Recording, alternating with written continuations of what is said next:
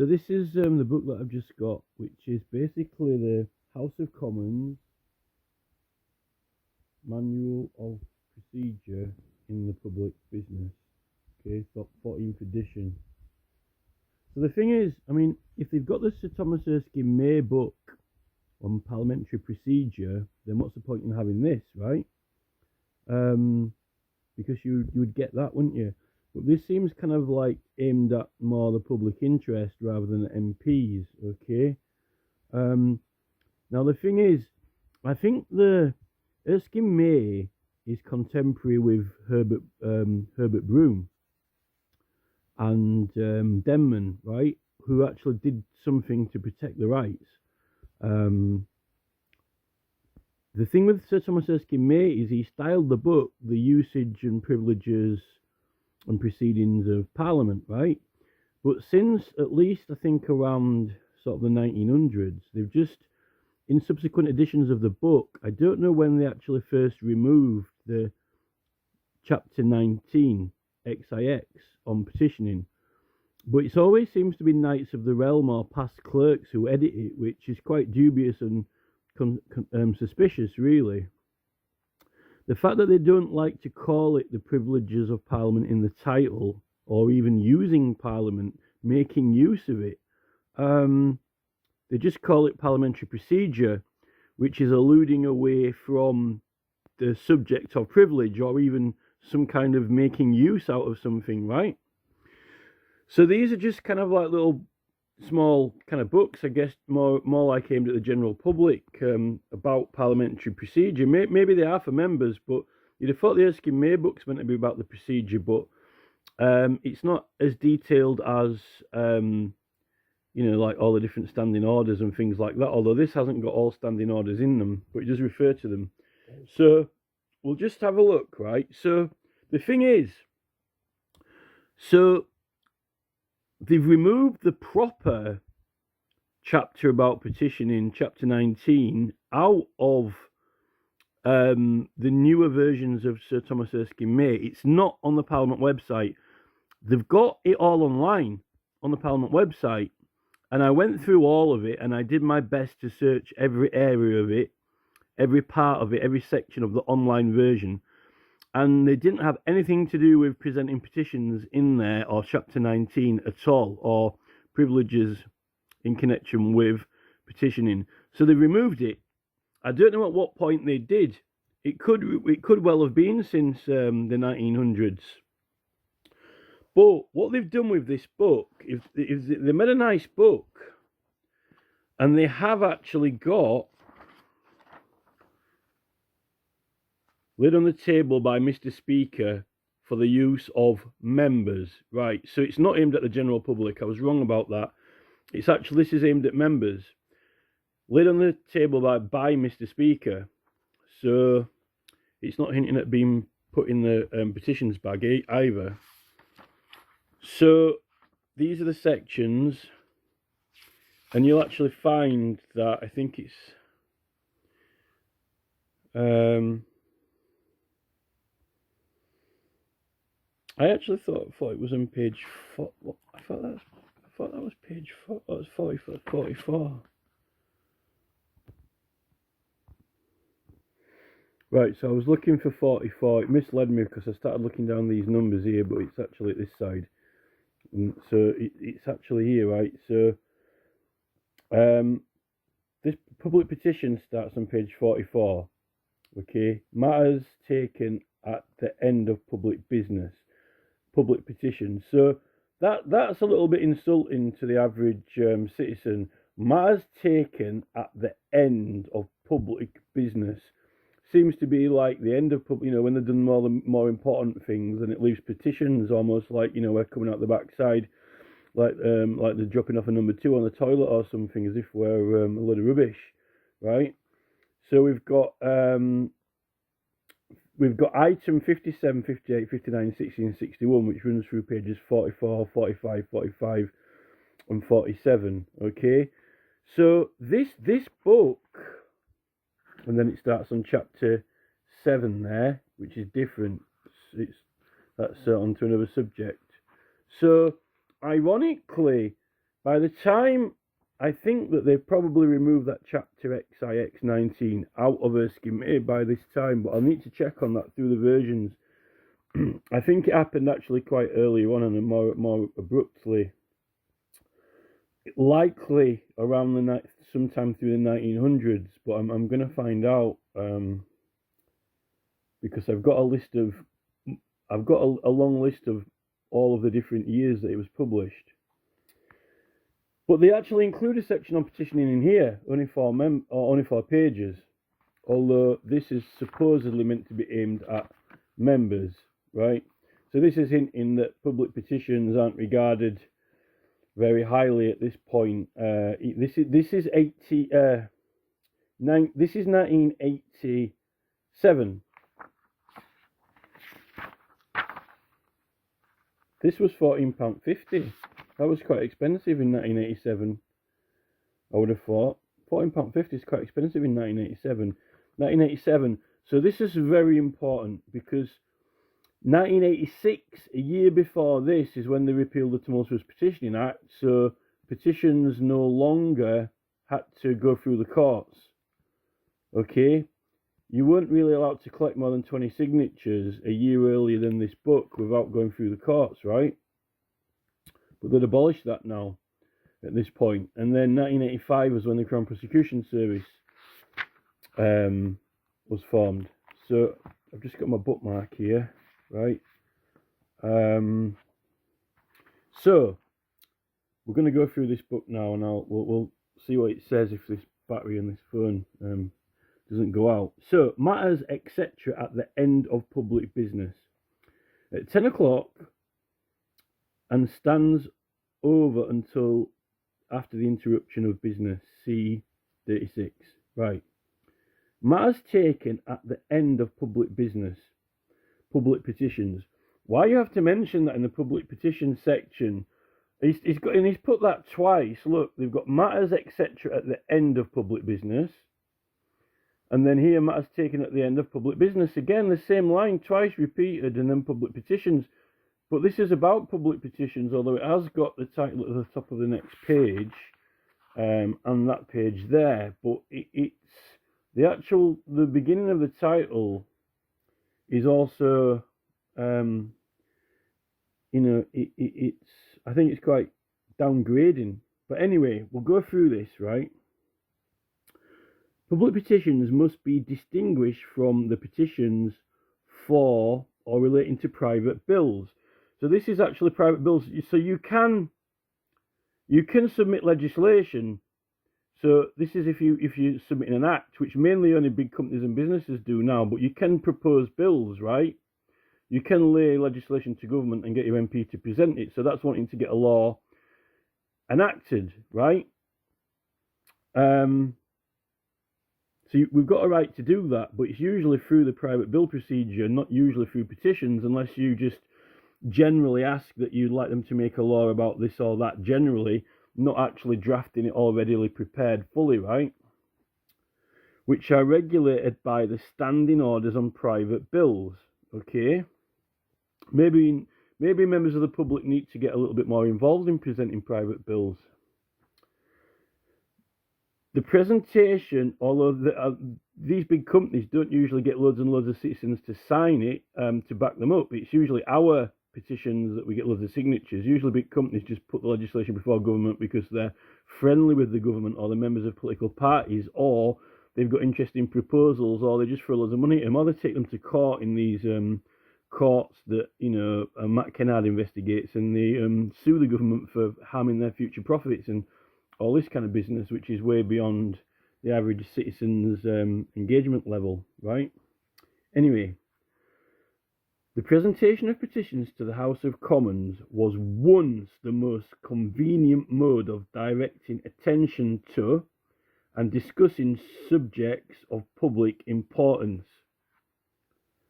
But since the right of raising a debate on a petition has been largely taken away, petitions no longer occupy any appreciable part of the time of the House. Also see May, CH33. Is that chapter 33?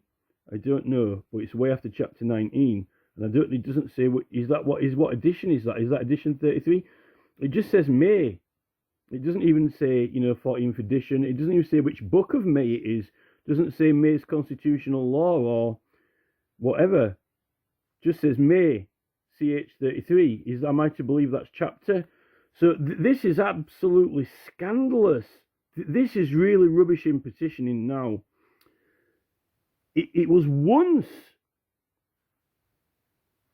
the presentation of petitions to the House of Commons was once the most convenient mode of directing attention to and discussing subjects of public importance. Well, if you've got 100,000 people signing it, that is it is a little bit inconvenient for us because we've got to collect all the signatures, but it's got a lot of compelling power behind it. Surely that should have more compelling power than some bill presented by some, BlackRock or person, unless they're getting all the staff to sign it, but I don't think they are.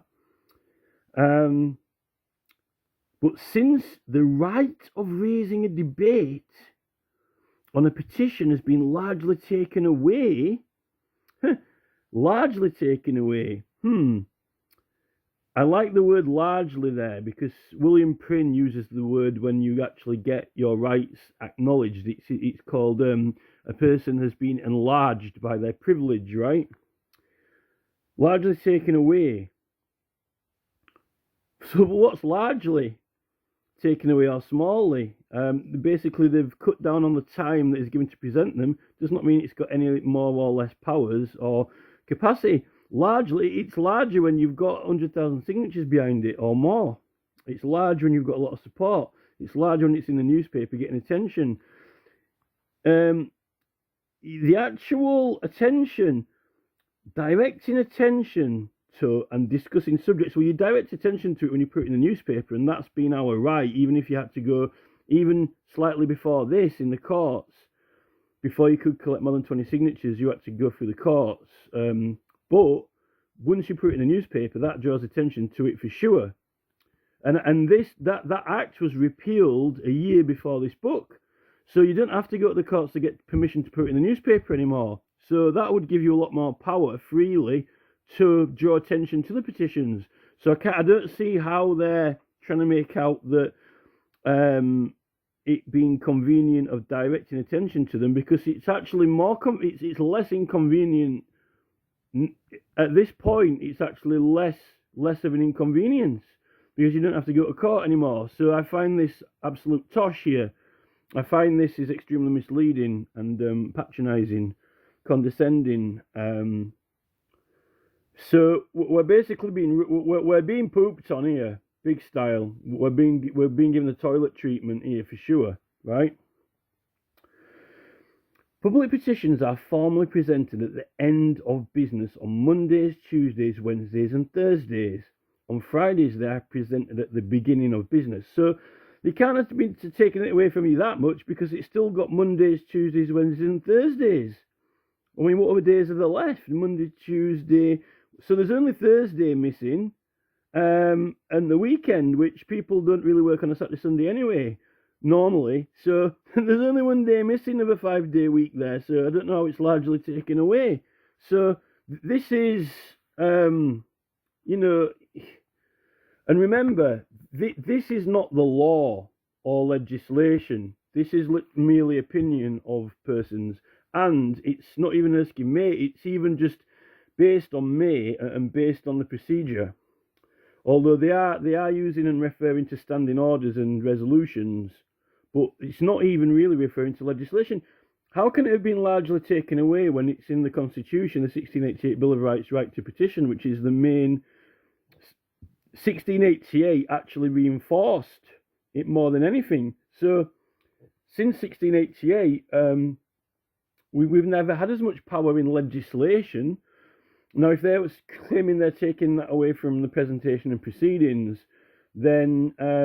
in fact, Standing Order 155 doesn't actually have to abide by any procedures in order for it to be presented if it's on an urgent matter. So you can write that off with Standing Order 155, right? Okay, so I'll continue with this. until the battery goes on my phone, and I've had to get another light over there because this phone that I'm recording with, the battery wasn't. So the battery actually wasn't powerful enough to use a light on this phone, which is why I had to put another light on from another phone. Right, so 57, form of petitions.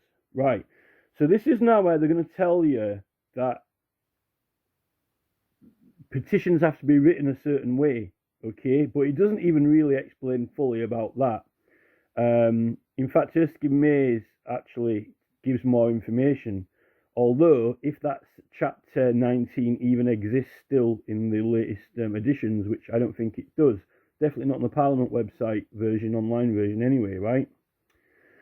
So we'll go through these. It's not actually much to go through because there's only 4 pages, right? But I'm a little bit into this first page now. So here we go, right? A petition must be addressed to the House of Commons. So that's at the start of it, but it doesn't actually tell you how to address it. Okay, it doesn't say to the Honourable Commons assembled in Parliament, or to the lower house of Parliament, or to the Palace of Westminster, right? It doesn't say there's any specific exact declaration that needs to be specific to how you describe the Commons. And actually what I can say is, looking through the archives, actually remember most of the House of Lords petitions were destroyed, but looking at the Lords ones, and there are a few House of Commons ones there, and what, you know, some of them were read out in Hansard, and there are a few surviving ones that you can find that were published in books and newspapers, the ones actually that got circulated to the public before the 1661 Act, or the ones that got consent through the courts, right? And there is quite a bit of variation, but if it's not addressed to them, who do you know it's to? Well, that's what the petition gives it its power, because it's actually, that is what actually defines what it even is.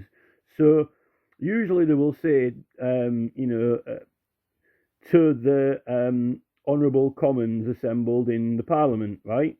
Or to the knights, burgesses, citizens,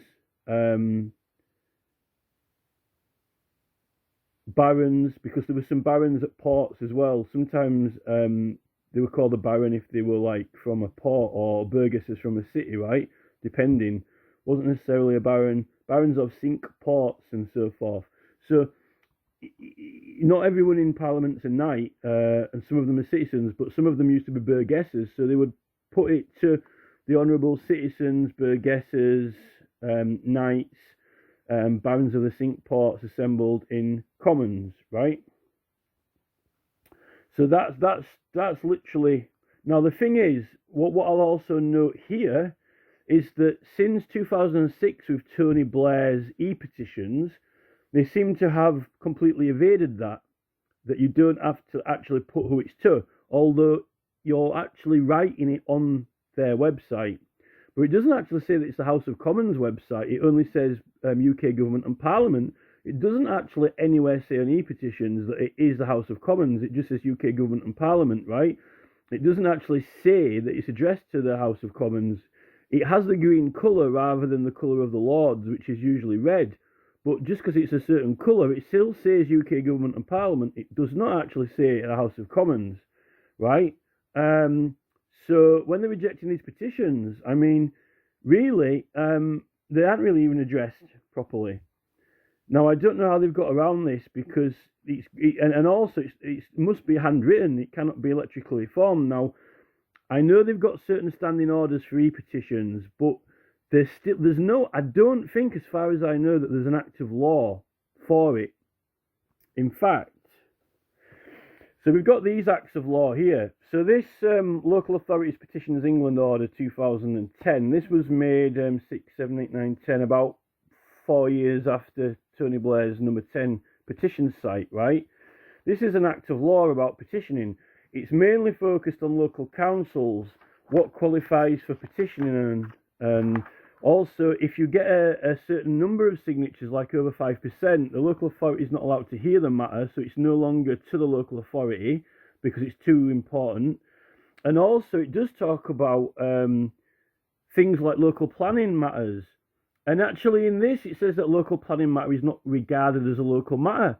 So when Parliament are saying, "No, we can't hear petitions about local matters," well, actually, this said that local planning, aren't a local matter in regard to petitioning. So you should be able to petition the House of Commons over them, because then they can't say, "Oh, we can't hear that because it's a local matter." This said that they weren't. And I've actually got some evidence from Parliament's website, although I haven't actually got full access yet, but I've seen a list. And there's a lot of local groups and local organisations petitioning Parliament, and I think they're about local matters, although I haven't had access to the archives yet.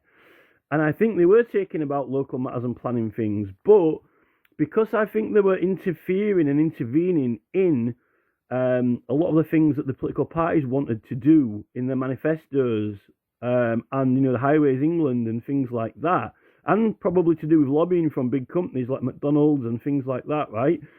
I think they actually lied and said that, you can't petition about local matters anymore, when this said that effectively you can at local government because it's not regarded as local.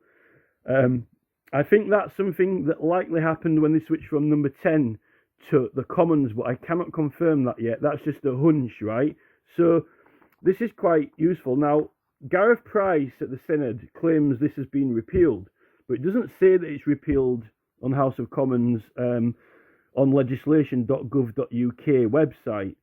And this actually, if they had the same law as this in Wales, what the Synod have done with that big 20-mile-an-hour petition, when nearly 500,000 people signed it, yet the Synod, it was a petition to the Synod, right? But then the Synod gave delegated powers to all the local councils, but the petitions were never to the local councils.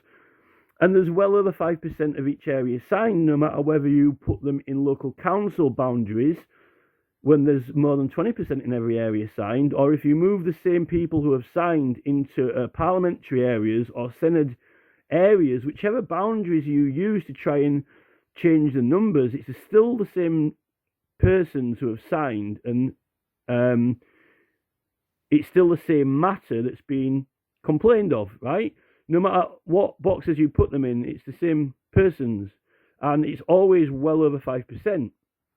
So this would actually make what the Synod are currently doing unlawful, and I really don't think the Synod want to give people in Wales a referendum. I don't know why that is. I think it's because the road signs are a very controversial matter, and the police have actually got a secret monopoly on it, a secret lobbying going on, and they could even be threatening the local government, the police chiefs. They don't want the citizens and the people to get actually control of any law enforcement matters because then the police have actually, this whole organisation that was formed,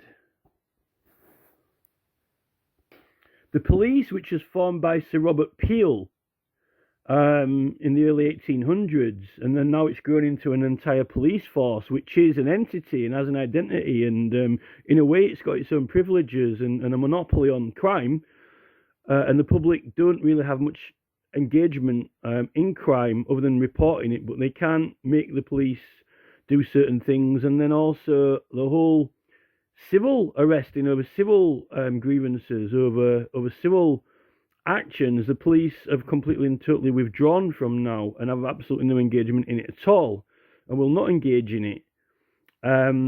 Yet that was a lot of a bigger change in the whole constitution of the country and rights. It's a bigger importance and a bigger deal than the right to petition, really, because a lot fewer people engage in petitioning than people who engaged in civil cases and who used the arresting process, right? But anyway, coming back to this again, right? So this is another act. This is the Local Democracy, Economic Development and Construction Act 2009. And this is Chapter 2, Petitioning to Local Authorities. Now, this put loads of rules and regulations to do with, like, petition schemes and what you can and can't petition about and what it can contain and so forth. But you can't really control that, because that's a constitutional right of the subjects, okay? It's that which is a constitutional right of the subjects. Now, this has been repealed anyway, but this was from 2009, so it was the year before this. So this 2009 actually creates all these, the fact that, local councils can't hear certain matters, and if you get so many signatures, you can have a referendum. And then, as well as this, there's another act as well, a 2011 act, which actually makes it so you can get referendums guaranteed, but not for absolutely any subject or choice of issue that you want to raise. They actually narrowed it really down to the fact that you can only ask for a change of governance, but apparently you're guaranteed a referendum on it if you get a certain number of signatures. It seems strange they would make this to stop a local council making a decision, because if they stop a local council making a decision, who's going to make the decision, right? Is it going to be Parliament? And then the year after, they bring in this, if you get a certain, you're guaranteed a referendum, but the referendum apparently is only concerning changing governance, from different models of local council. And, now they've brought in these county mayors. We never had a referendum on that, or a choice in whether we should have it or not. They just give us a referendum on who they wanted the mayor to be, but we didn't have a chance to say whether we wanted that governance change or not. So, I should have shown you the 2011 Act after this. It seems very, very silly that they would make it so local councils can't hear issues if you get so many signatures. But then what? And in 2011, they say if you get so many signatures, the government doesn't even decide. We'll give you all a referendum, but not on any matter you want. So again, it seems like they thought democracy. It always seems like they think democracy is a good idea, and they start to expand on democracy, and then they suddenly take it all away, right? Which is the problem. So, a petition must be addressed to the House of Commons, right? Well, a petition addressed to the Senate is to the Senate. It's not to a local authority. So I don't know how they can give powers to the local authority with the Welsh one. But anyway, so e-petitions, there are some standing orders and there are some resolutions, but there isn't really, I don't think there's any legislation. I haven't seen any legislation like this Chapter 2, petitions to local authorities, for petitioning the House of Commons. I don't know if you can or not because of the privileges of Parliament. I'm not sure if they can. I've asked them if there is another act like this, but what concerns House of Commons, right? But as yet, I haven't found it, and this has been repealed anyway. And also public meetings. The Public Meeting Act. I think is it the 2006 one? I can't remember, but one of the Public Meeting Acts. I think it might be. Oh, is it 1960? It's a 1961, sorry. The 1960 Act for Public Meetings says that they're privileged, right? So if local council meetings are privileged with certain local authorities, then you would have thought the petitioning is privileged with the local authorities as well. But according to this, it wasn't, because they put all these conduct and behaviour clauses in the petitions, which that's encroaching on your freedom of subject and so forth. But this has been scrapped anyway now, so a petition must be written. Right, so this is where there's really a problem with e-petitions, right? Because so already they're breaking these rules themselves, okay? All these rules set out, they're actually breaking these rules themselves, right? Petition must be written, it must not be printed, lithographed or typewritten. So the e-petitions from 2006, Tony Blair completely writes this off, okay?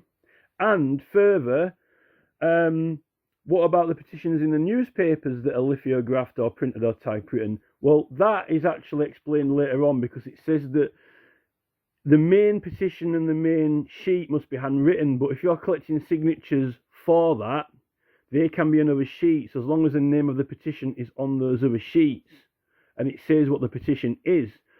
So that will be how you can do them in the newspapers and actually leave, you can have cut the newspaper cutting out and then get 10 people to sign it, right? And then send it in to the petitioner.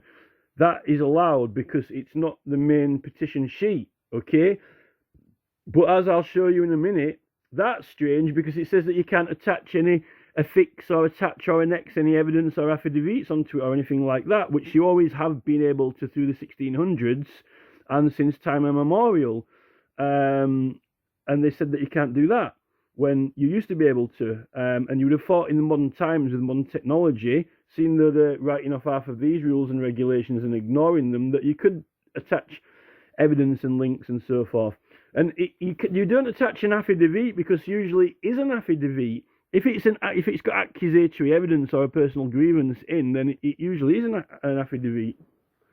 The petition itself can be a complaint.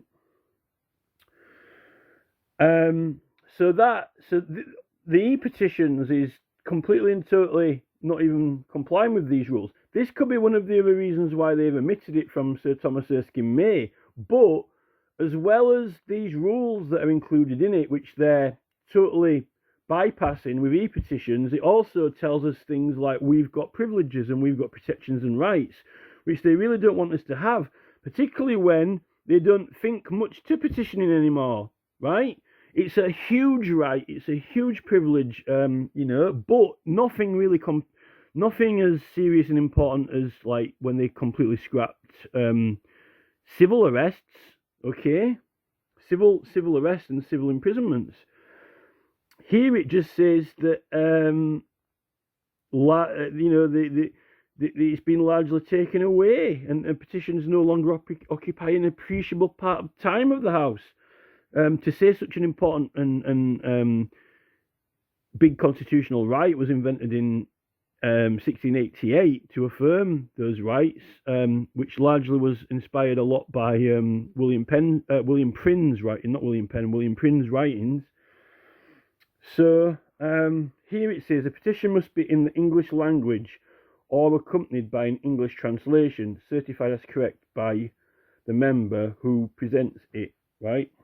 A petition must be free from, well, you can only actually fill the petition form in if it is, you have to have an English postcode, so it's unlikely that foreign people are going to sign it. And if you can't speak English and you're in England, this is interesting about Wales, because it doesn't say that it can be in Welsh, right? So that's got some interesting points about the Welsh language there. I'm sure Gareth Price would have something to say about that. A petition must be free from interlinkations or erasures, right? So that means that it looks like someone else has written on it. It's a bit like when you write a check out, some people cross a check, or when someone's writing a check out, they put a line across it so no one else can write any more numbers after it, or add any zeros onto it, or anything like that. Or rub out the number, like, if it says like £900, then rub it out and put, £1,200 or whatever, a little bit like that kind of basis. So it cannot be tampered with. Petition must, and I would have thought that actually also means the MPs themselves, the members of Parliament, trying to make changes to it as well, not just you, And this is the reason why you shouldn't have your prayers or evidence or statements altered or tampered with, all right? Here it says a petition must conclude with a prayer, setting out the general object of the petitioner or the nature of the relief asked for, right? So this is for the petition. Usually, you're usually asking for something. Now they don't really officially call it a prayer. All they've got is, asking you, what you want, and then asking for a little bit more information. They really could have done the petition site in a traditional style, a little bit more like the White House do things, like Pennsylvania, William Penn, Pennsylvania, with a 1700 kind of style to it. But they haven't. They've gone for an extremely modern form. So, nature of the relief asked for. Well, they don't even allow us to submit ones for relief, because sometimes there are certain times you can ask for money or ask for, like, I've actually complained to Sir Jim Hara, right? I complained to Sir Jim Hara asking for some relief. It's a government department, but he said that they can't do it, or it's not possible. Yet Keir Starmer has got an instrument made for himself, right? So Jim Hara needs to read this part here, right? Like for Starmer's pension plan. Okay?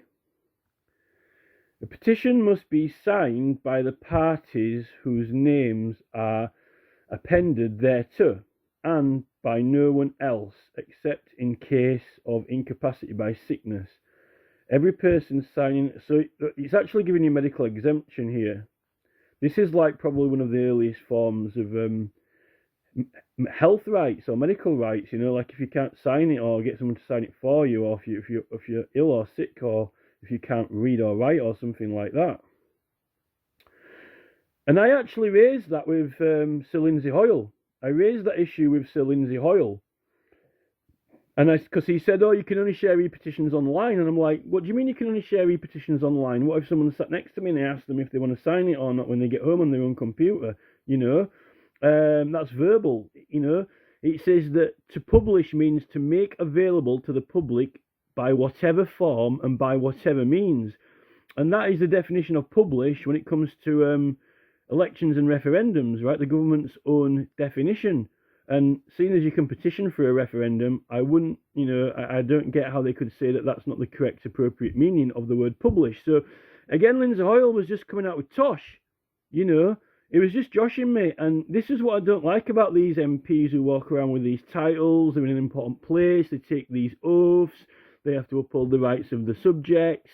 It's all meant to be a truth and honesty policy. They're meant to be selfless. All these, you know, the right honourable, you know, roll the red carpet out, Rumpole or the Bailey type stuff. But they just, you know, who are they fooling? You know, they can't be that thick. I don't think they're thick. I think they're toying with us. I think they're joshing with us, you know. And then they complain that, you know, the Middle East are joshing with us, or, you know, that China are joshing with us, but they're joshing with us own citizens. And this is why we get grievances. This is why people protest, you know. Why don't they just tell the truth? So, you know, you have to be able to, you can even sign petitions. It get someone else to sign it if they've got an incapacity, right? So let alone sharing it.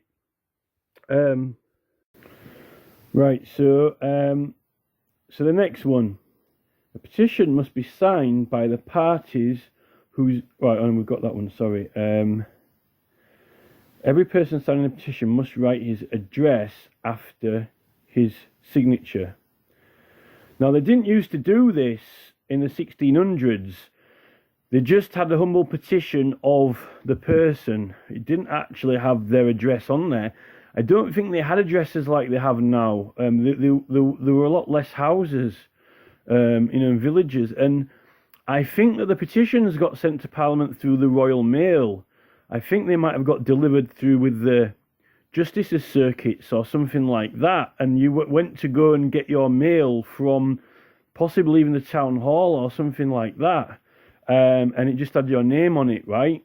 So if you go in the local village, you might have had to pick it up, like, from the town hall or possibly even from the justices or the court. I'm not sure. But before they had Royal Mail like they had now, and they might not have even delivered door to door at first. They might have just delivered to the local village. I'm not sure. Kind of like picking it up, a little bit like picking it up from the post office now, and you have to go and give your name. I'm not sure about that. But it said you have to put your address in. So this is, I don't know at what point, Thomas Erskine May, this is from Thomas Erskine May, right? But this is, as far as I know, there's no act of law that requires the address on it. It must be in standing order only or resolution, unless they show me the act. And this is the thing, this Local Democracy Economic Development Construction Act 2009, right? This is the most kind of complex legislation I've seen for petitioning, but that got repealed. And again, I've asked the House of Commons, where is the legislation for petitioning Parliament? I don't actually think that they can actually really make any. Herbert Broom, in his Constitutional Law in Relation to Common Law book, says that the 1661 Tumultuous Petitioning Act was pretty much a dead letter. That got repealed the year before this book. And that never asked for an address on a petition or anything like that. You know, so it's similar to, you know, court proceedings, but court proceedings have a lot of legislation built around them currently. And even on the e-petition website, you only have to put an email address and your postcode, right?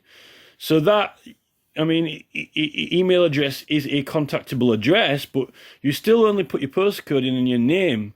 So apparently the government are supposed to know your house off the registry just by your postcode and name, but you don't actually put your street number or address on. So, you know, I'd like to know when this rule was introduced, because remember, I've gone through all the petitions in the archives and I haven't seen one single address on any of them right up till 1700. I haven't seen any of them after 1700, and no one's going to see any ever again, because they all burned, right? So that microfilm they've got from 1834 until 1947 has only got notational evidence. It's only a brief registry of petitions. It hasn't got actually the full petitions on there. There are probably some knocking around in people's private personal collections or ones that got published in newspapers and so forth. But by the time we're at 1947, when they started keeping them again, everyone has got like a modernized kind of, you know, in the 1940s, everyone's just got a normal street house and address, you know, like the phone book Yellow Pages type thing, you know.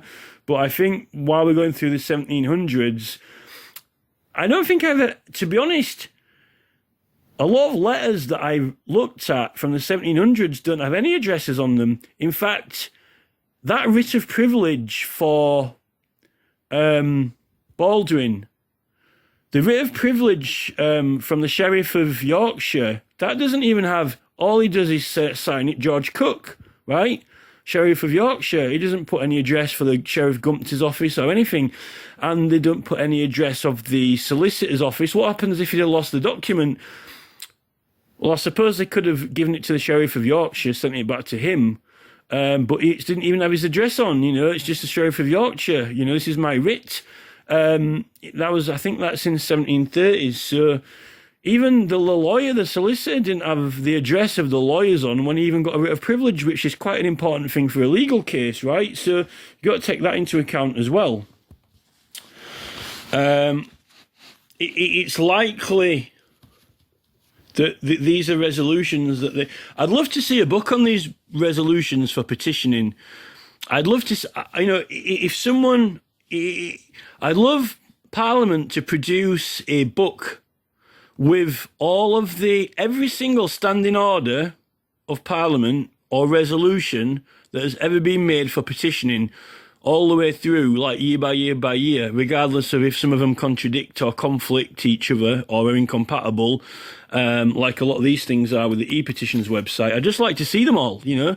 I'd like to see every single standing order and every single resolution of the House, right, all the way through, you know, because if put them next to the constitutional law and the fact that the 1661 Act's been repealed, you know, are they valid? I mean, did they realise that this probably wasn't legal, that this probably wasn't valid, you know?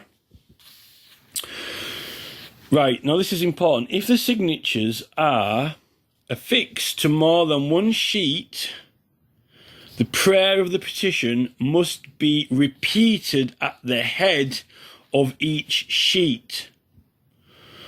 But on every sheet after the first, the prayer may be reproduced in print or by other mechanical processes. The prayer signifies that part of the petition which expresses the object of the petitioners and distinguished from the formal parts. Right, so they're saying basically that this is how it can be put in the newspaper, because you've obviously created a petition yourself, right, which has to be handwritten. But in order to collect other people's signatures or very, very large numbers of signatures, there need to be other sheets. These are allowed to be printed as long as they copy the certain wording from the petition for what it, to distinguish what it is, identify it. and other people have to sign it. So this is why you can put it in the newspaper and get other people, like, have 10 lines that they can sign, and then, send it to you or to Parliament. But, do we trust Parliament? Most people got them to send it to them directly, right? But it says no letter, affidavit, appendix, or other document may be annexed to a petition. Now, this was not always the case, I can guarantee you that. Reading through the National Archives petitions and Dr. Broder Waddles, they did annex evidence to it and it was accepted, right? They annexed and attached evidence, because if you can't send in evidence, how can you prove anything, right? So it was like a legal case. Okay, so you've always been able to annex evidence up until what point? Up until some point when they decided they didn't want it annexed to it, right?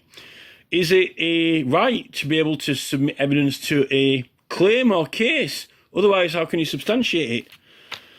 And if anyone else is supporting the petition or signing it, what happens if they know something important and they might want to write a letter or add a comment? Like on change.org and on 38 Degrees, people can add comments, They might have some very, very valuable evidence which substantiates your claim. Because after all, a petition signed by multiple people, there's no doubt that it is a group litigation. It's a group, it's a body, you're a body of people, and it's a group claim. Even if the person who set out the petition, that's not going to be changed, and that is not going to... maybe someone opposes the petition and they sign it, but then they give evidence which disproves it. But that could be helpful because, through fact-checking and so forth, the men sign the petitions to support it. If they want to oppose it, they have to write their own petition. So if they sign it, they're supporting it. But it actually could be helpful for evidence to be provided which maybe disproves your claim, because at least then it's other citizens helping make it honest. It's helping improving accuracy, right?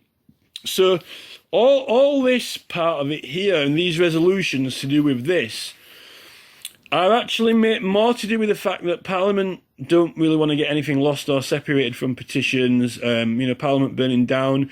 They didn't even keep them anymore. They threw them away. They might not even bother debating it, right? It's all cumbersome and, it's all kind of lumbersome and cumbersome business, really. And that's the only reason. But now, with the magic of modern technology, why can't you attach they let you put links, right? But half the time, if you put a link, if the Parliament don't like it, they reject the petition and say that it's not legitimate information. But that is to be debate. That's what is debated in the debate, whether it's legitimate or not in the debate, right? That's the thing. And that's the part that you've got a right to publish in the newspaper when you draft it with your claim and Parliament can't intervene. But they're trying to stop it from being shown to the public when it hasn't even been yet debated, And even in Hansard, it's protected against any challenges over defamation or liabilities or false informations and so forth, right? And at the end of the day, right, notice how they're saying they don't want any letters, affidavits, appendixes or other documents annexed, right? Ooh, right, best not flout this rule. But after the other rules, it has to be handwritten. All right, well, write that one off. They scrap that one. What they're actually doing is they're doing what they bloody damn well want, right? They're doing whatever they bloody damn well want to do and whatever suits them, right? Ooh, suits you, sir. Whatever suits them, right? And whatever can strengthen your case, right? And win, I think they're trying to write it off because, after all, remember up here it says that petitions are a load of rubbish and naff anyway. Why would you bother doing them when it's one of the most protected rights that there is in the Constitution? Okay, you couldn't get a more serious, important right. But even though, they scrapped, civil arrests and civil imprisonments, right? So, I mean, they're just crossing these off. do as they fancy. We'll get scrapped that, we won't have to abide by this, we won't have to abide by that. But, oh yeah, you're not doing this and you're not doing that. What's the point in the rules? What's the point in them? What's the point in the rules? This is the thing. A petition must not refer to a debate in Parliament. Interesting. Nor to any intended motion, or unless a notice of the motion appears on the notice paper. Well, is that a contradiction? It says a petition must not refer to a debate in Parliament or to an intended motion, unless a notice of the motion appears on the notice paper. What's the notice paper? What's a notice paper? Well, if you're referring to a debate, isn't that a notice of it? Unless a notice of the motion appears on the notice paper. But if you can't have anything attached to it, what is a notice paper? I think that this is a bit of tosh to try and mislead people and confuse them. I think it must be referring to the main petition paper, surely, right? But if you not refer to a debate in Parliament or to an intended motion, but what does it mean, motion? Does it mean that you want to get a law made or changed? It can't mean that, because it said that you can put bills to Parliament and propose laws, right? Nor any intended motion. So maybe that means other actions that are being brought separately, although petitions which are on the same subject are actually allowed, it says in here, which I was quite astounded at. It says that two petitions can be on the same matter, right? But they're usually amalgamated together according to these acts. They get amalgamated, right? But I think what it's saying is that if you can have a petition that's the same matter as another one, right? But I don't think that they can interfere with other petitions, right? Maybe that's what it means, but maybe you can clear this up with me and help me out with that, because it seems a bit contradictory. This must not refer to a debate in Parliament. What about the committee? What about you see? This is the thing with Michael Westwood's petition for. The Michael Westwood petition, right, for, for recall of all MPs, call a general election. If I wanted to petition, I think that the Parliament have lied about that petition to say that they can't do anything about it. If I wanted to do a petition complaining about that, maybe it's saying that I cannot refer to it unless a notice of the motion appears on the notice paper. I wonder if I could actually quote his petition number and the full title of it, and say maybe it means that you've got to properly and professionally refer to it with clarity, right, rather than just refer to it in casual comment, right? Michael Westwood's petition.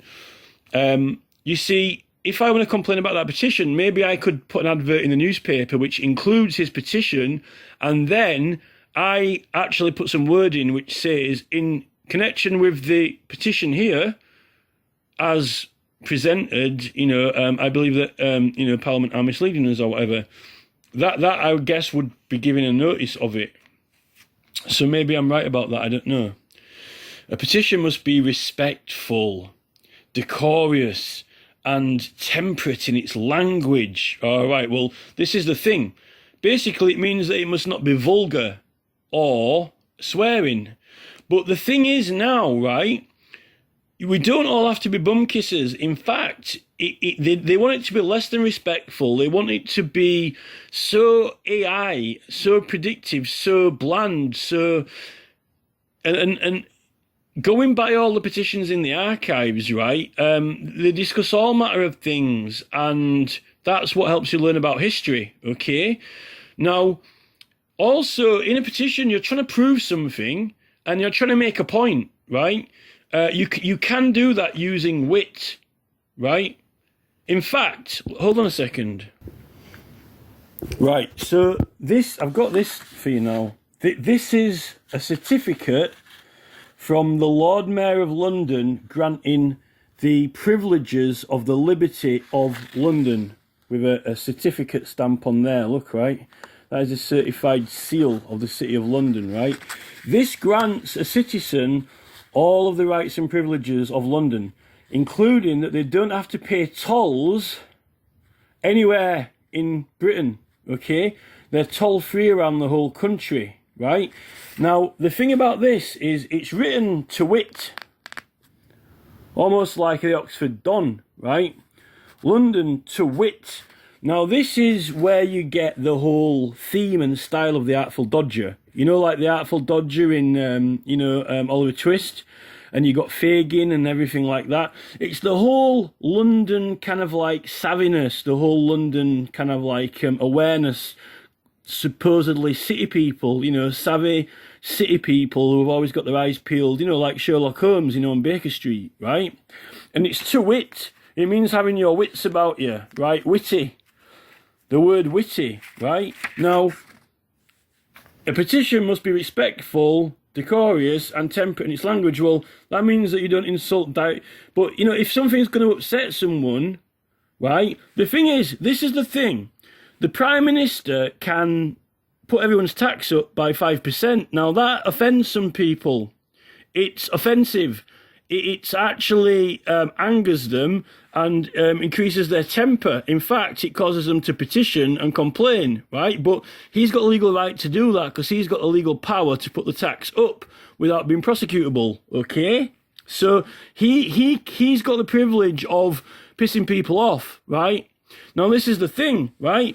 You don't have to necessarily swear or be vulgar about anything in Parliament, but you can do it to wit. But without any wit, it's just robotic, it's just senseless, it's just mundane, it's just robotic. And MPs, they're just wanting, basically, to be kind of like Google generated now. Okay, well, I'll raise the taxes or lower this. They don't want it. A petition is supposed to be handwritten, cannot be printed, written by a human being, by a person, with a prayer, right? With a prayer. Robots don't have a soul.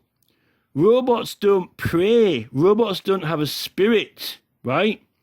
Humans do. And the problem is that people are doing very clever petitions and the MPs don't like people being clever. They don't like them having wit, right? You've got license to wit. It is actually the right of the subjects to petition on the subject without being held to any commitments. So, you know, and also really, because this is going to be decided by Parliament, Parliament don't actually decide the writ of the petition. That's our right since 1688. That's our own privilege. They merely read it out and, you know, act and vote on them, right? So, and that, you know, once it's handed over to Parliament, it's under complete and total freedom of speech. Now, the rules that go in the chamber with the Speaker, right, this whole etiquette thing and, you know, the Right Honourable and so forth, actually, there is complete and total freedom of speech in Parliament, whether they like it or not. That's the point.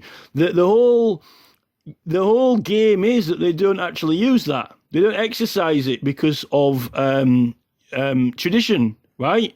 But this is when you've got David Cameron and naughty schoolboys from Oxford going out and apparently misbehaving. And so apparently, you know, when they traditionally go out and cause havoc and trouble, like unruly schoolboys, right? You're not meant to be prosecuted for anywhere out of Parliament. And you know, even when that guy picked up the mace from Parliament and tried to walk out with it, I don't think that they sent the sergeant at arms to arrest him. They don't punish each other anymore. They don't send each other to the Tower. They might have to stand down or resign, but then you've got all these recall petition things as well and stuff like that play into it. But, you know, if they... they can't actually stop you from saying this or that. It's the consequences of it afterwards, and it isn't usually legal consequences. So it's all a matter of, go stand in the corner with a dunce hat on type thing. It's all a matter of, and you get these politicians who are like sitting down, standing up, grabbing the speaker, throwing him in the chair. That is symbolically the unruliness of it. Can we symbolically pick up, Jamie Stone and throw him out of the chairman's chair? Not that I don't actually have anything against Jamie Stone personally, but when things aren't being done right, I need to get them sorted out, and we need to get them resolved, and we need to complain about them, right? So, you can be respectful in a court, and you can... I would say that, the conduct and behaviour of the prosecutor, right?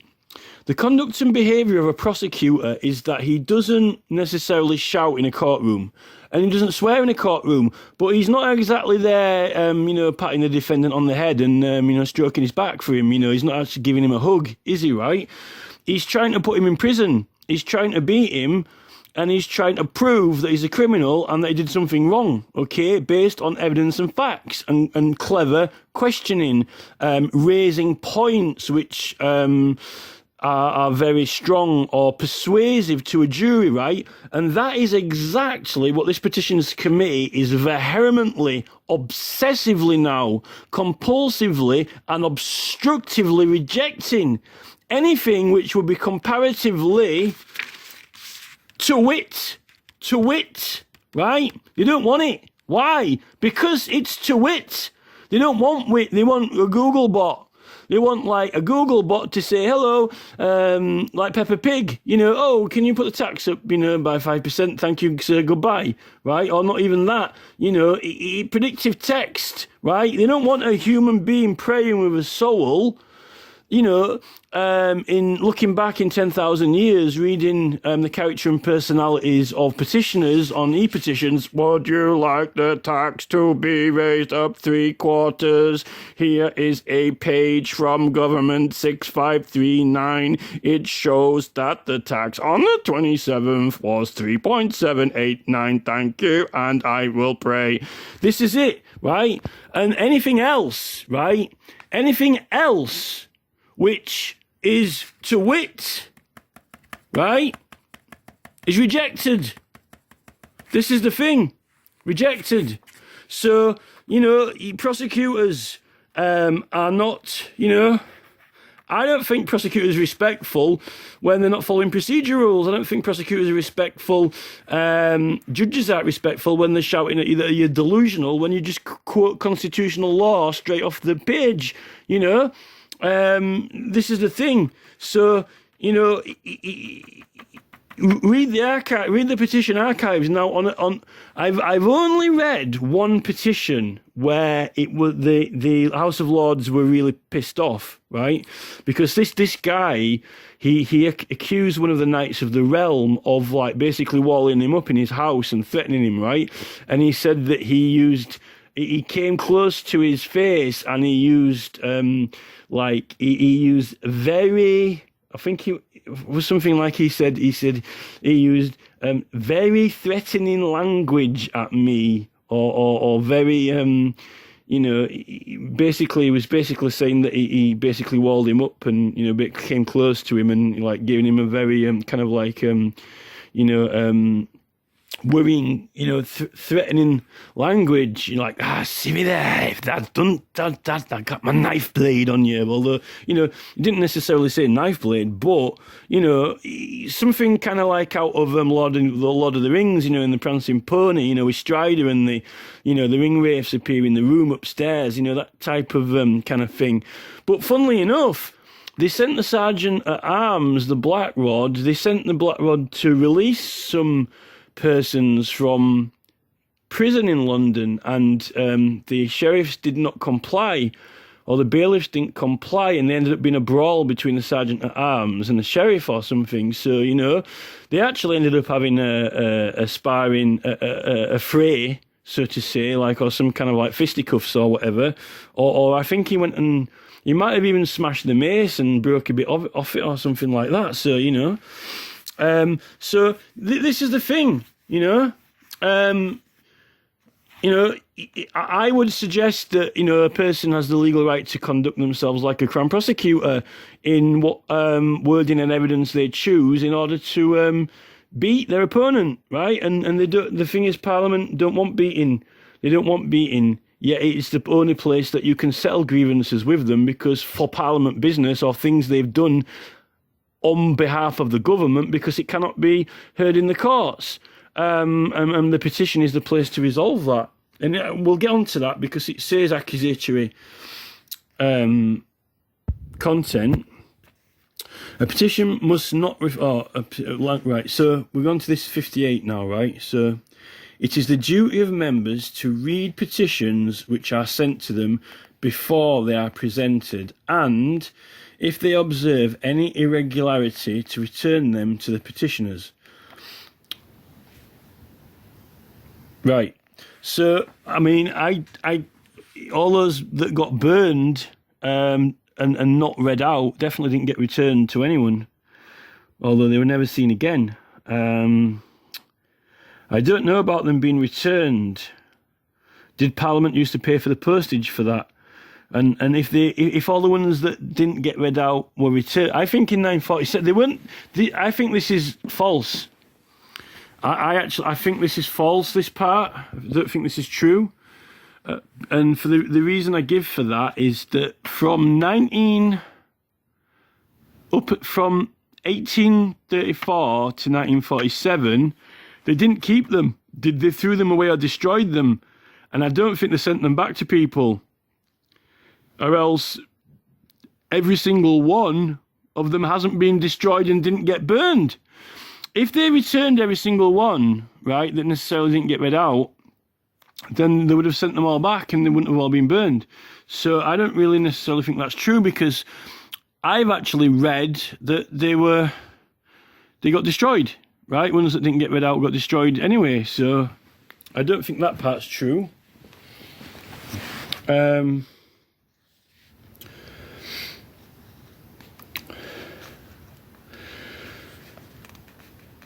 Members should submit petitions to the Clerk of Public Petitions in the Journal Office for scrutiny and confirmation that they are in order to be received before they give notice of formal presentation. So I think that this here now, what we're actually looking at here now, is the current basis on what they're actually basing these standards on in the Petitions Committee at the moment. They're trying to make out that this here, right, gives them the right to not let you publish it, have it published on their website and not accepted, right? But it's our right to prepare and draft the petition, okay? It cannot be written by someone else. It cannot be written by an MP or even suggested to be written by an MP. And the other thing is that it was our right. Our petition could be prepared and put in the newspaper, right? We've got the right to do that and collect the signatures. Now, if you submit it and then they don't accept it, then tough. But they cannot stop you from trying it, having a go at trying it, and if everyone supports it and getting the signatures, right? It's only when Tony Blair has created this e-petitions website and he said, oh, we'll share them for you if... So what he's done is they've reordered the order. It starts in your house, you write it, then you share it, okay, in a newspaper, and particularly after they abolished that act. Now, you might have said, well, the court might have not said that they're allowed to collect more than 20 signatures, but it could have been a grand jury. The jury might have thought it was okay, and you could put it in the newspaper. But after this, there's actually nothing stopping them. Now, what they're actually doing is, there's no jury in the Petitions Committee, that's for sure. There's no one, like none of your peers, getting a fair trial, whether you can get it published or not. So they've taken this rejection part must come in the order after preparation and signature collecting. It has to be. Its proper order is, this is what the speaker shouts out, order, order, order. They've reordered it. They've reordered it into a different order in order to come up with all these journal office clerk excuses when they're not following the rules anyway. You know, you don't have to be written anymore. It doesn't have to be written in paper. It doesn't have to have the full address on it of the physical address. It can be email address, you know. What these journal clerks are engaging in is they're just, these rules are like liquid water, but they're making it up as they fancy what suits them and what's best for them, not best for us, right? Because they want to win and they want to beat us. They've reordered proceedings unlawfully, right? It's not in the right order of business. And they're making out that they've done us a favour by some of the petitions, which they've filtered meticulously to these standards, which they claim, which, you know, respectful and so forth, you know, not to wit, right? You couldn't win a prosecution case. You couldn't prosecute someone for picking the nose with these standards, right? You couldn't prove. If someone stood there and, you know, and punched someone out and 10 people filmed it, you know, you couldn't even prove that. You know, literally, you know, you couldn't even sneeze. You know, you can't prove anything. So this told Journal Office it's not in order. It's not in the right order. What Tony Blair has done is he's done a cup and ball trick, and he's lured people in and said, hey, look, we've got this cool new modern thing. It's called the e-petitions website, right? But there's a catch, right? You know, you can't do this, or that. Why? Because these are our standards, but we're going to flout this standard, flout that standard, flout that standard, and flout that standard, right? But you have to obey by this and this and this standard. So they're just joshing us. They're just completely and totally joshing us about, because public petitions are, you know, the back end of a donkey's ass, basically. That's what this says. Matters at the end, the backside end of public business, coming out the toilet factory. That's what petitions are. Yeah, there's a major constitutional right, which it couldn't be more serious. Okay, and there's nothing left of it except Monday, Tuesday, Wednesdays, and Thursdays, right? Short of on Fridays. And, you know, don't think of Sunday. Well, maybe they might allow Sundays now that it's not the day of rest, you know. So,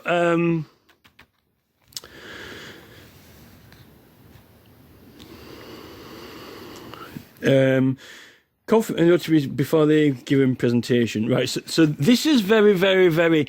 A lot of them, if this was the manual actually for MPs who get elected, who haven't really any legal experience and are just a member of a party and get told what to do, unless they've got a lot of time to do reading of their own study, which they probably haven't if they've got to meet constituents and stuff like that, right?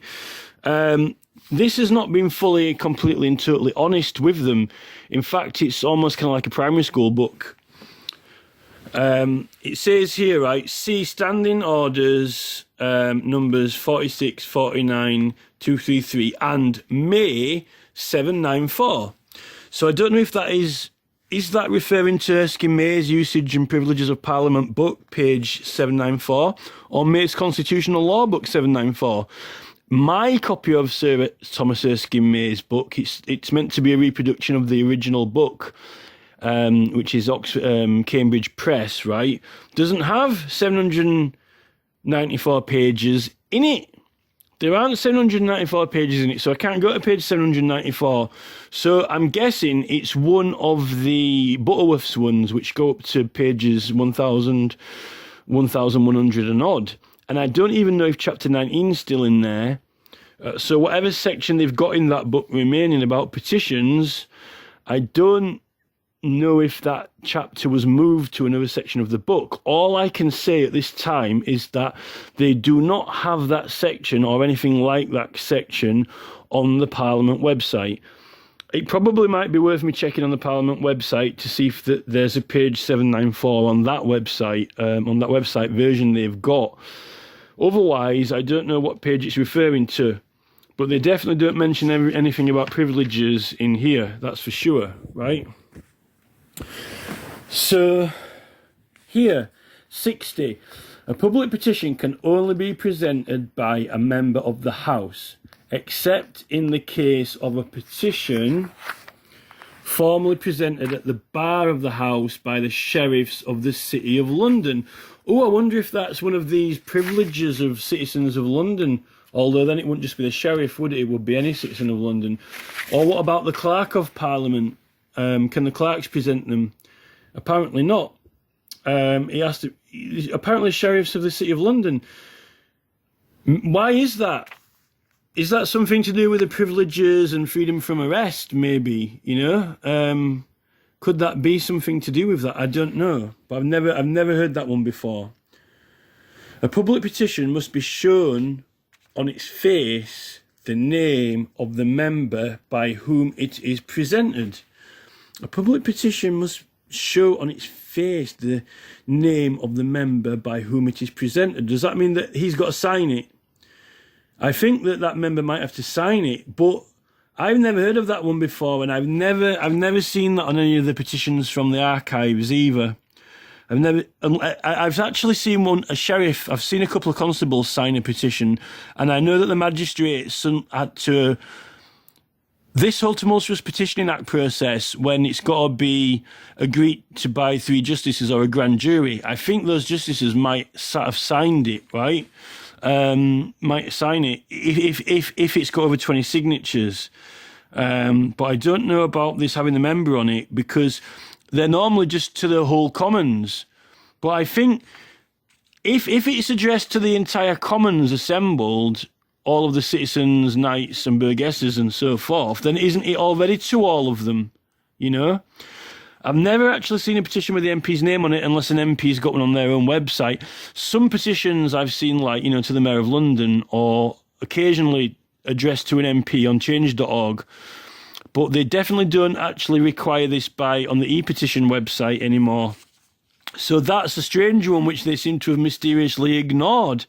Like I said, they seem to like, it's almost like, you know, it's like the Chuckle Brothers, isn't it? To me, to you, you know, like, you know, oh, we don't want them we want them digitally so they don't have to be in writing. That's one to us.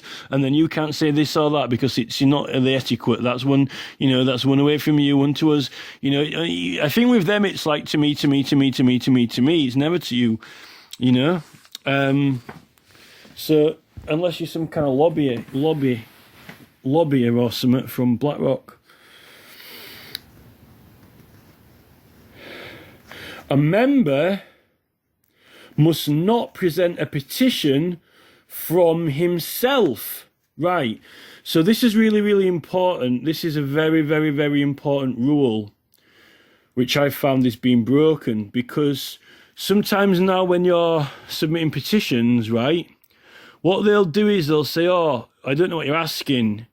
Maybe you should ask for this or that, or maybe you should say this or that, or you can't have a petition for this, but you can word it like that. So they're basically telling you they're actually writing the petition.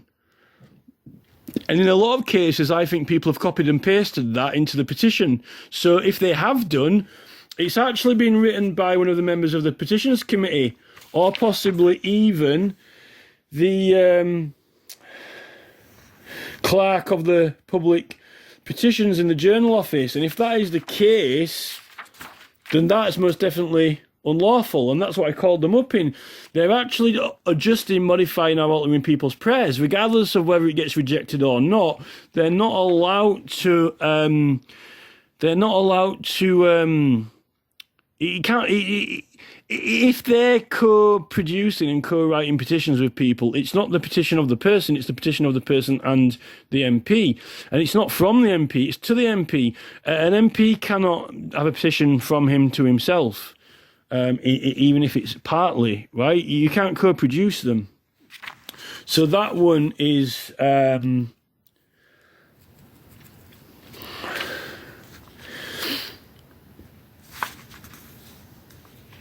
So that's been broken by the Petitions Committee staff, that's for sure, right? A petition can be informally presented at any time during the sitting of the House by being placed in the bag and kept for that purpose at the back of the Speaker's chair.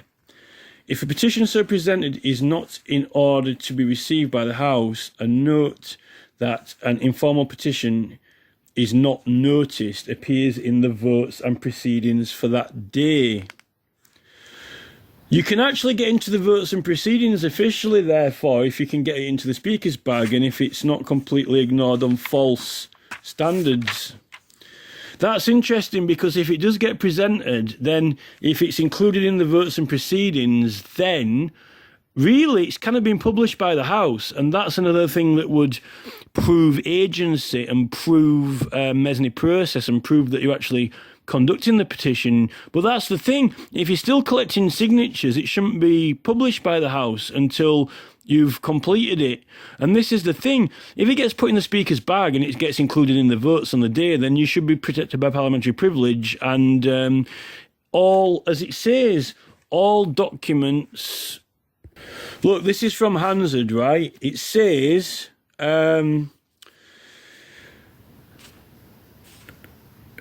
presentation of the petition, the printing of the petition, and that could be, this does not say that it's in a newspaper, but on all of the documents connected with it, of the accusatory evidence given at the bar.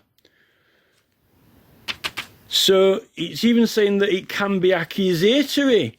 Well, they don't like accusatory petitions these days because they don't think they're respectful. Look, petition must be respectful, discourteous and temperate in its language. That's interesting. What about the accusatory evidence in it? Oh, well, it can't include any accusations of wrongdoing. That's funny. It says here in Hansard that it can, right? They don't like accusatory evidence because they see it as not up to their standards because it's not respectful. Well, it's not meant to be respectful. This comes back to the Crown Prosecutor again and the Crown Prosecutor's behaviour or conduct, He's not trying to change your nappy. The Crown Prosecutor, doesn't necessarily swear at you or headbutt you or kick you in the balls when you walk in there, but he's not exactly going, yes sir, no sir, 3 bags full sir, yes your honour, no your honour, yes the right honourable gentleman. He's trying to put you in prison, and he's trying to make him a very witty to wit. He's trying to make a very clever point about it. Unfortunately, Parliament doesn't like that because they believe it's not up to their standard. To accuse, to bring accusatory information against the government is apparently, it's not their standards. You don't do that. That's funny. What is the point?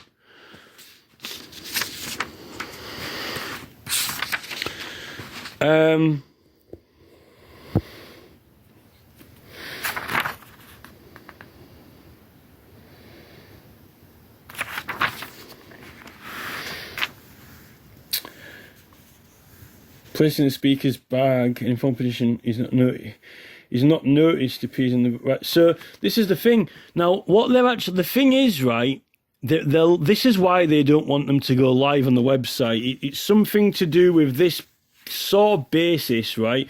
In and around this principle here, to do with the fact that if it's not up to their standards, then an informal petition is not noticed. So that's now when you submit them and they reject it, but it's not even good enough to go on the rejected list.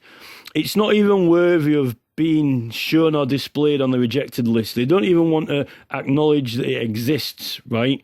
And remember, these aren't vulgar or swearing, a lot of these petitions, right? So this is the thing. Now, but it's not in proper order, because the proper order in law is that you prepare it and draft it. You've got the right to print in the newspaper or print pamphlets and get as many signatures as you can. Then you hand it in. Order, order, order, order, order, right? That's the order. But Tony Blair has reversed the order a little bit. He's done a little bit of a cup on the ball trick where the order is reversed. Oh, we'll prepare them on the website and then we'll check them to see if they're with the standards.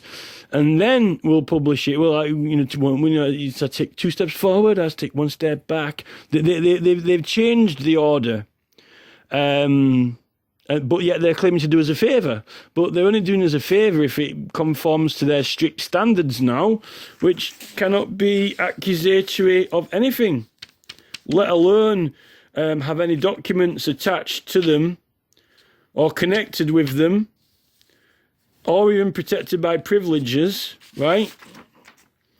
So this is it. They don't want to acknowledge them at all.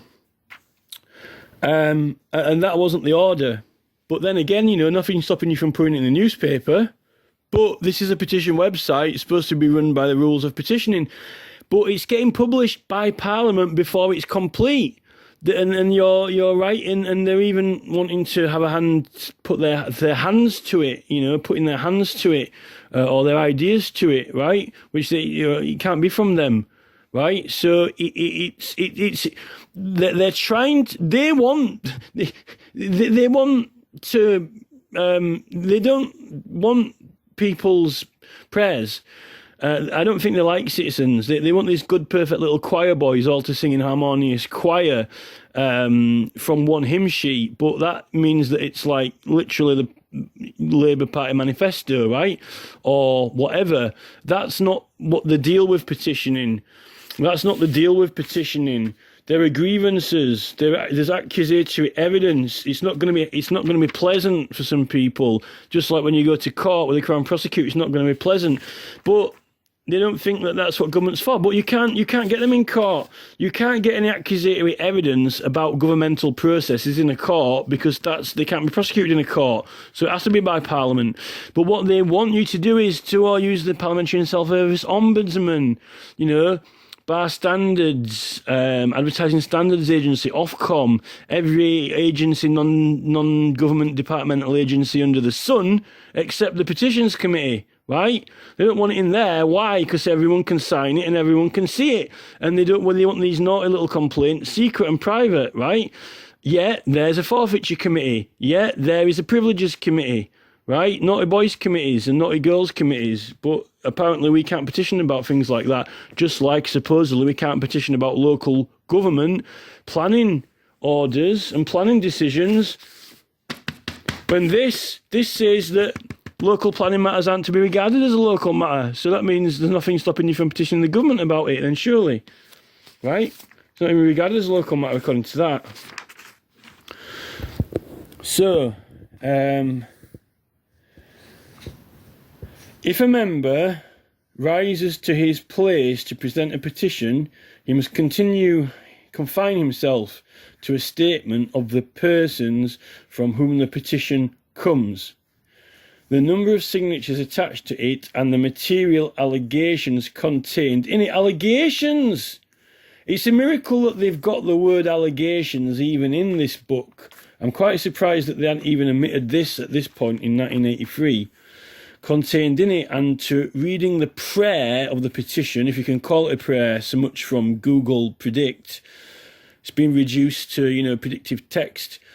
But the petition may be read by the clerk at the table if required. Right, so the clerk's allowed to read it out if the member presents it for them. He's only allowed to read off what the petition says, right? This is the thing. Therefore, it's meant to be the prayer of the person, not his own Jamie Stone's suggestive text or whatever, or the journal clerk of the journal officer's suggestive text or whatever, right? Or the persons from whom the petition comes, the number of signatures attached to it, and the material allegations contained in it. Well, if you can get allegations anymore. Now, this is the thing. I've got a couple of session books from Parliament here, right? I've got a couple of session books, like the one that's got Mr. Wilkes's petition about the seats of members, okay, from 1700s. That's the only petition in that whole book. I bought that book because I thought there was some good petitions in it. There's only one petition in that book, and it happens to be an important one because it's relevant to this College General Election petition of Michael Westwood's, right? Which has been waylaid and misled by the committee, right? And didn't tell you how many people have signed it. in some of these records of proceedings in the House, it doesn't always print how many people have signed it. They print a lot of the votes. They print all of the votes in the House, in the chamber, when people are voting on them. I think they've got all the votes for 1688 of even voting the Bill of Rights through. But as for... they don't always put the number of votes in the Hansard on the record of proceedings. On the presentation of a petition, no debate on or in relation to the petition is allowed, unless the petition complains of some present personal grievance for which there may be an urgent necessity for providing an immediate reply. Right, so this is where Standing Order 155 comes in, where they're allowed to break the order of things, right? They're allowed to act out of order, but apparently it cannot be debated straight away. I don't know when it does get debated. This is what I need to learn more about, but I'm not coming from the approach of an MP or a member of the House. I'm just coming from like a citizen's sort of approach for this, right? So, if it needs an immediate remedy, so they can actually be read out, but on the presentation of a petition, no debate on or in relation to the petition is allowed. So I wonder if that 155 standing order can actually evade the rule or the procedure of if you don't put it in the speaker's bag, if you just present it, and if it's a grievance, it might not have to be checked. It might not actually have to be rejected or ignored. I'm not sure about that, but that's something definitely to consider. As to the presentation of petitions, Erskine May 864 doesn't say what book it is or what edition. It just says C. May. I don't think, in this particular book, I don't think they're wanting you to make it easy to find that Sir Thomas Erskine May book, or which one it is, or what edition. I think they're trying to make it hard for you to find it. All it says is C. May 864 to 5. C. May 865 to 6. In practice, this rule is not construed as preventing a member from presenting a petition signed by himself as chairman of a county council or in some similar representative capacity. But I'll have to see the book there. That could be interesting, because I didn't read that in chapter... That's not in chapter 19 about that, I don't think. Or about the sheriff presenting them either. Petitions cannot be presented on the first day of a session or in a new parliament until the speaker is being elected and approved. Not got any complaints about that. So we're on this. This is it now. This is the last page of his 1987 book. This looks all like this is the citations, I think. C. May 867 to 8. Now this is they've got a real opportunity here. They've got all this empty space at the end of the page, right? They can tell you exactly which Erskine May book it is, what edition it is. He's written many books. He hasn't only written one book, right? It just says C. May 867 to 8 and Standing Order number 132 and fuck you. You know, that's it, you know. If a member wishes to avail himself of this mode of presenting a petition, he must do so at the beginning of the sitting on Friday or at the end of public business on other days. See Standing Order numbers 11 and 133. Having first given notice of his intentions to do in the table office before 12 noon, Mondays to Thursdays, or before... I thought he said that they can't do Thursdays here. Oh no, it has got Thursdays, sorry. Or before the rising of the House on Thursdays or Fridays. See Standing Order 133. See Standing Order 134. Under which proceedings on such petitions are not to be interrupted at 10 p.m. and may be protected with... proceeded with, though opposed, until any hour. Oh, right. I wonder if that's to do with that Standing Order 155. I'm not sure. I don't know which Standing Orders gave them the powers for summoning documents and compelling documents. I'll have to see the standing orders for 1987 because I think they just more or less generally repeat similar or the same ones. But I've seen the standing orders for like, more recent years, and they seem to just republish the same ones. That's why I need to look at the ones for the e-petitions. I don't even know if there actually are officially any standing orders or resolutions from them. I've read some guidance on them. I might have seen the standing orders for them. I think it says that there shall be an e-petition website, maybe, and it shall receive petitions in digital form. I think that's pretty much about more or less as far as it goes, but I don't know what powers they're using to allow that. If it contradicts or conflicts with previous standing orders or resolutions, have they been repealed, right? And what about the 1688 Bill of Rights? And how does that fare in with all this legislation they've been messing around with as well, which is, by the way, has been repealed?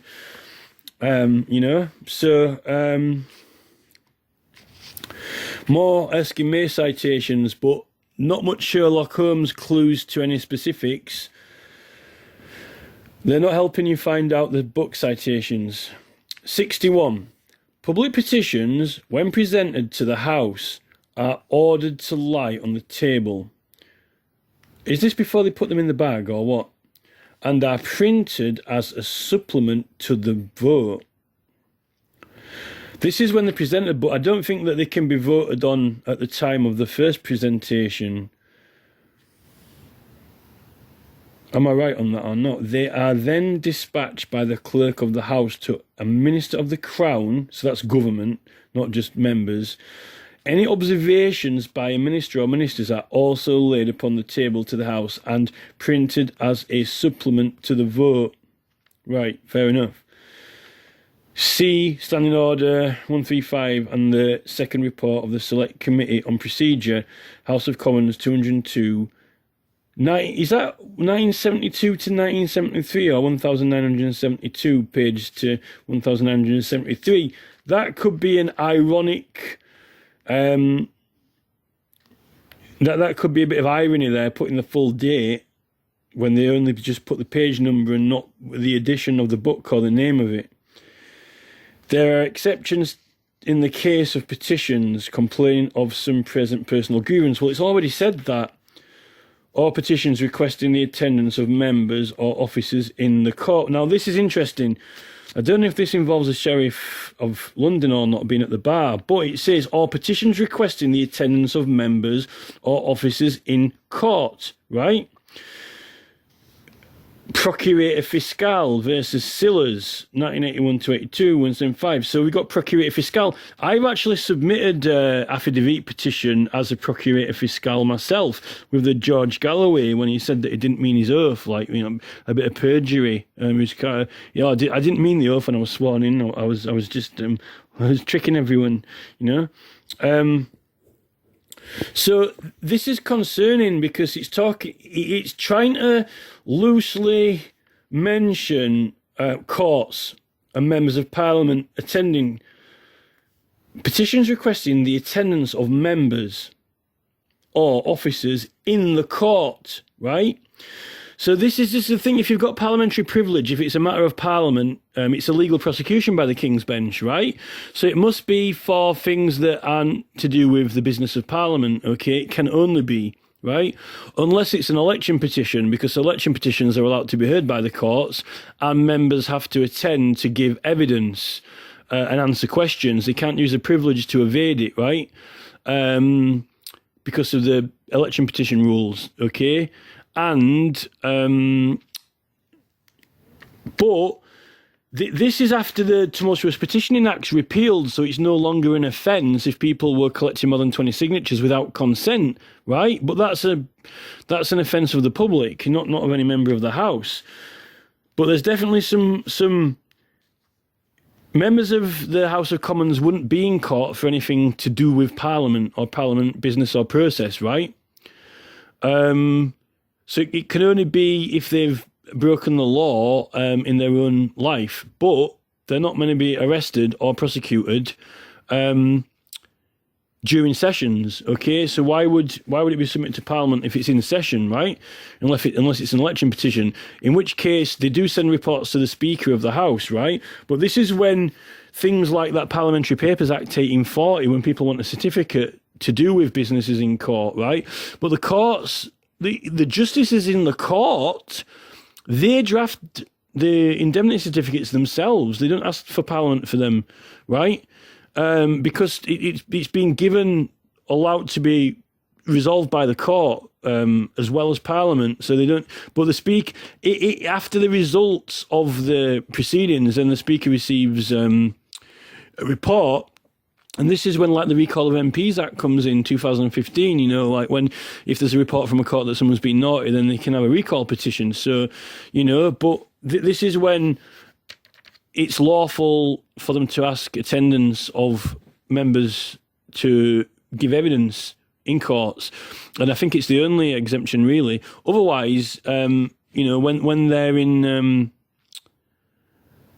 sessions, it can't be interrupted by arrest or imprisonment, right?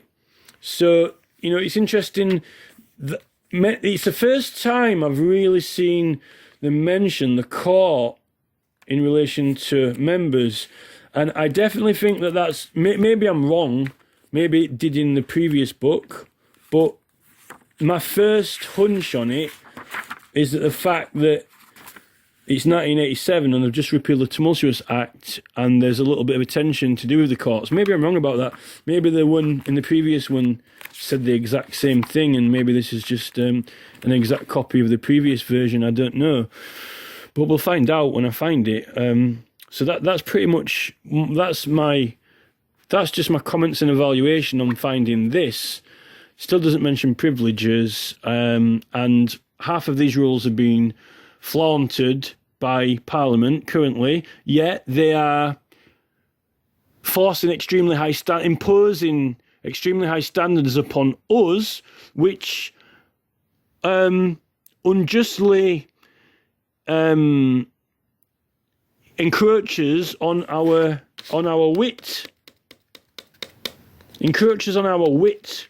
and definitely dissolves any accusatory evidence. Mainly because you know it's being reduced to it's not important anymore. Partisan politics is important. Lobbying from big businesses is important. Bill proposals is important. You know, so we're being subverted.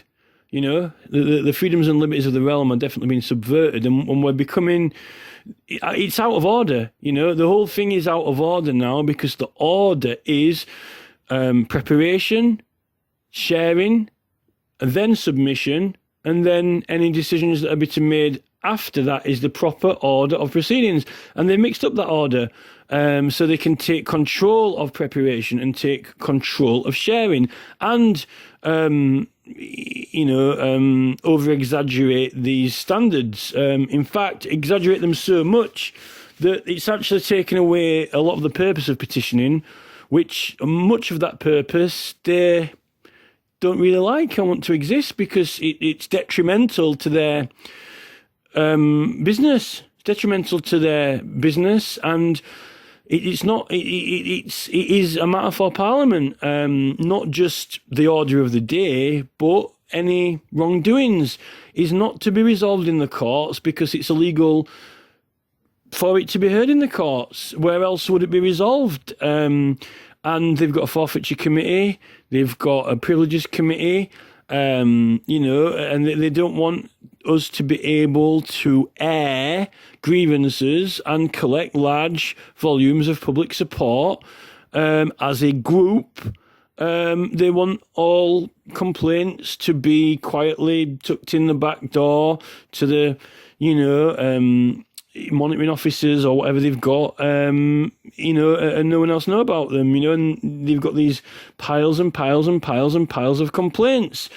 A lot of people done a lot of good, important work, and this is they've learned to you sweep it under the carpet effectively and just ignore it, and there's a hell of a lot of wrongdoing that's been covered up over the years, and it facilitates them to continue institutional corruption.